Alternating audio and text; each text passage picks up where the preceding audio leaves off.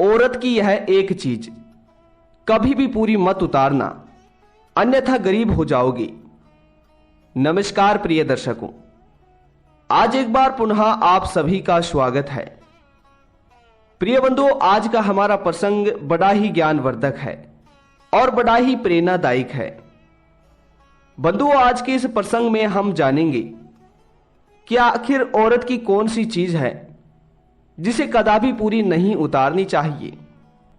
मित्र बंधुओं, एक समय की बात है, एक नगर में एक बहुत बड़ा नशेड़ी रहा करता था। बंधुओं, उसके माता पिता उसे जवानी में ही छोड़कर मर चुके थे। उसके बाद में और उससे पहले वो एक किसान था। जब उसके माता पिता उसे छोड़कर चले गए तो घर की सारी जिम्मेदारी उसके ऊपर आ गई।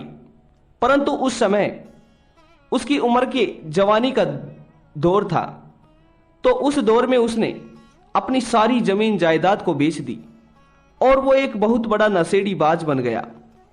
सारे दिन मदिरा पान का सेवन करता, सारे दिन दारू पान पीता और अपने नगर में, अपने गांव में ही किसी अली गली में पड़ जाता। मित्रों, इसी तरह काफी दिन बीत रहे थे और उसका बुढ़ापा उसके नजदीक आ रहा था। उसका कोई विवाह नहीं कर रहा था। और मित्रों, ये किसी ने सत्य ही कहा है कि कोई माता पिता नहीं चाहेगा कि वह अपनी पुत्री को एक नरक जैसे घर में डाले। मित्रों, इसके बाद में एक दिन की बात है जब वो खुद सोचता है कि मेरी अभी शादी भी नहीं हुई है और मैंने अपने जीवन को शराब पी पी कर बिगाड़ लिया है, और अगर मैं भी इन शराब को पी पी कर मर गया तो मेरे आखिर घर का वंश कौन चलाएगा। और कुंवारा मरना एक श्राप के जैसे होता है। मित्र बंधुओं, उसके बाद में वो शराब पीना बंद कर देता है और देखते ही देखते वो अपनी खेती बाड़ी करने लगता है। खेतों में जो सब्जियां होती उन्हें नगर में, गांव में एक ठेला लगाकर बेचने लगा। बंधुओं, इसी तरह काफी दिन बीतते रहे। गांव के सभी लोग इस बात को सोच सोचकर हैरान थे कि आखिर इतना बड़ा नशेड़ी बाज एकदम से शराब को त्याग देता है, और देखा जाए तो ये अचंभा से कम नहीं है। मित्रों, इसी तरह फिर वो सभी गांव वाले उसके यहां से सब्जियां खरीदने लगे और देखने लगे कि आखिर इस पे क्या जादू हुआ है जिसकी वजह से इसने शराब छोड़ दी और अच्छा कर्म करने लगा। मित्र बंधुओं, उसके अच्छे कर्मों को देखकर एक दिन उसका विवाह हो जाता है। जब उसका विवाह होता है तो अपनी पत्नी को अपने घर लेकर आता है और अपनी पत्नी को अपने घर की सारी जिम्मेदारी सौंप देता है और अपनी पत्नी को अपने बारे में सब कुछ बता देता है कि मैं अपने जीवन से बहुत दुखी हूं, और हां, अब मेरे इस छोटे से घर में ना तो खाने के लिए भोजन है और ना ही पहनने के लिए अच्छा कपड़ा है और ना ही रहने के लिए अच्छा घर है, परंतु इस नरक जैसे घर को, हे प्रिय, अब तुम्हें ही स्वर्ग बनाना है। तो मित्र बंधुओं, उसके बाद में वो दोनों पति पत्नी खूब खेतों में काम करते। खेतों में जो भी फसल होती, जो भी सब्जियां होती, उन्हें वो किसान नगर में जाकर बेच कर आता। मित्र बंधुओं, इसी तरह की बात है, एक दिन की बात है जब वो सब्जियां बेच रहा था तो उसके पास उसके कई पुराने नशेड़ी दोस्त आ जाते हैं, शराबी दोस्त आ जाते हैं। जब वो शराबी दोस्त अपने मित्र को सब्जियां बेचते हुए देखते हैं तो उसके पास चले जाते हैं और उसके पास जाकर उससे उसके हालचाल पूछने लगते हैं।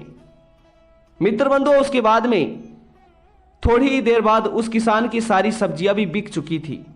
फिर उसके शराबी दोस्त उससे कहते हैं कि हे भाई सुनो, अब तुमने अपनी सब्जियां भी बेच ली हैं और अब तुम फ्री भी हो, तो अब तुम हमारे साथ थोड़ी देर बैठो, आओ सुख दुख की बातें करते हैं।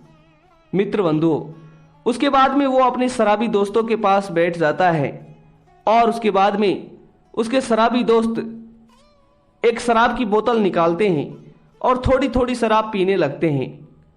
जब वे शराबी दोस्त अपने मित्र को भी शराब देते हैं तो एक बार तो वो मना कर देता है, परंतु दूसरी बार में वो मना नहीं कर पाता है, अपने मन को काबू नहीं कर पाता है।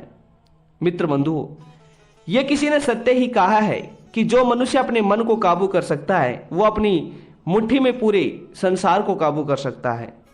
मित्र बंधु, उसके बाद में वो उस शराब को पी लेता है और शराब को पीकर धुत होकर जब वो अपने घर जाता है तो वो अपनी लक्ष्मी जैसी पत्नी को बहुत डांट लगाता है, गंदी गंदी गालियां निकालता है और जो भी उस दिन उसने कमाया था उस सारे पैसे को वो शराब पी जाता है। मित्र बंधु, अपने पति का राक्षस जैसा यह रूप देखकर वो बेचारी बहू बहुत डर चुकी थी। मित्र बंधु, उसके बाद में उसका पति रोज रोज ऐसे वापस दारू पीने लगा। बंधु, एक दिन की बात है जब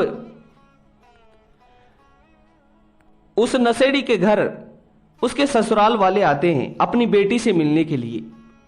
मित्रों, जब अपनी बेटी से मिलने के लिए वो अपनी बेटी के ससुराल पहुंचते हैं तो उनको उनकी बेटी मिल जाती है।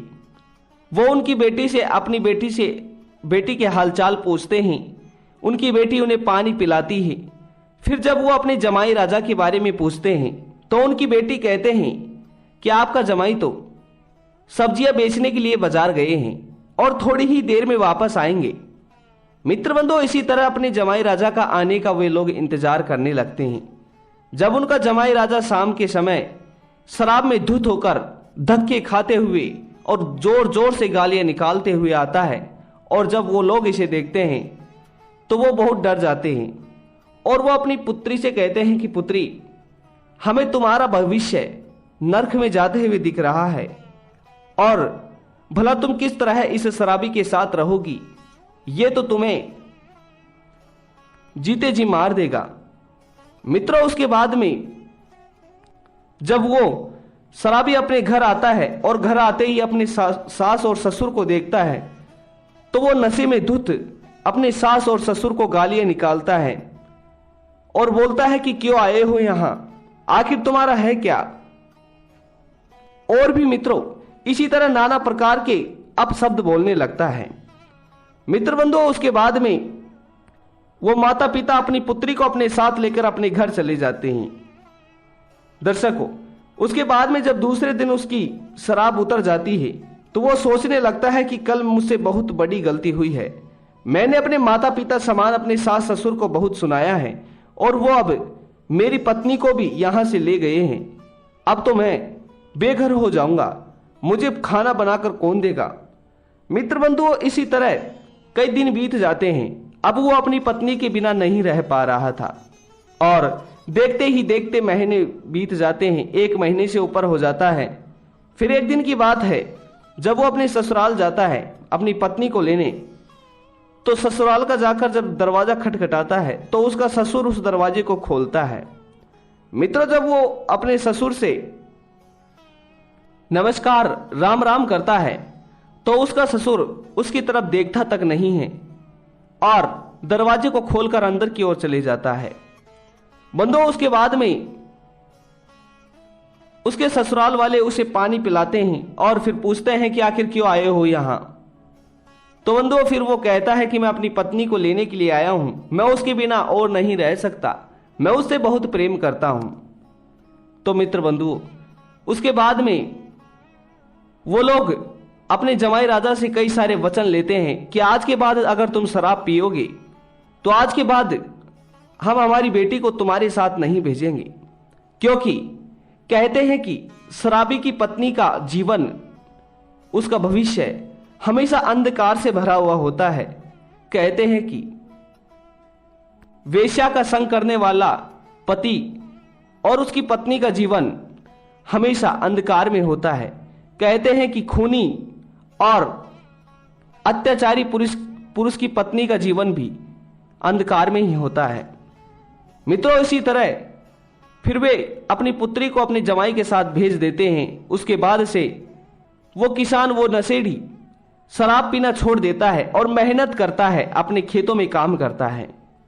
तो मित्र बंधु, इस कहानी से हमें 2 सीख मिलती हैं। पहला, जब हम किसी से नमस्कार की भांति बोलते हैं तो लोग हमें नमस्कार ही बोलते हैं।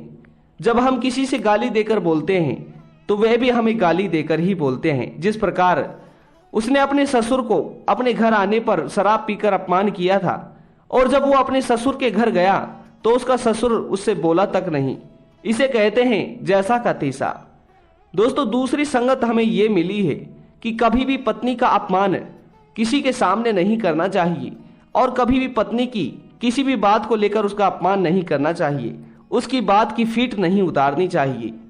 तो मित्र बंधुओं, आज का यह प्रसंग आपको कैसा लगा, कमेंट बॉक्स के माध्यम से अवश्य बताइएगा। तो आइए मिलते हैं अगली वीडियो में, तब तक अपना ख्याल रखिएगा। धन्यवाद जी, नमस्कार।